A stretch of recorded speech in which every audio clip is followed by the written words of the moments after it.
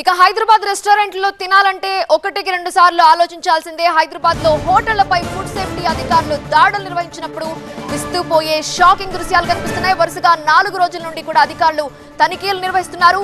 Rameswaram cafe, Bahubali kitchen, కృతింగా, బస్కిన్ Robbins hotels లో అధికారులు సోదాలు నిర్వహించారు. కాలం చెల్లిన పదార్థాలని గుర్తించారు అధికారులు.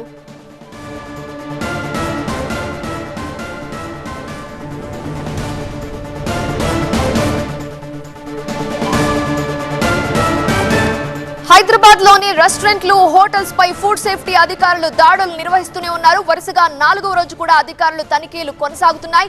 రామేశ్వరం కఫే, బాహుబలి కిచెన్, కృతింగా, బాస్కిన్ రాబిన్స్ హోటల్స్ లో అధికారులు సోదాలు నిర్వహించినప్పుడు ఈ దృశ్యాలు కనిపించాయి.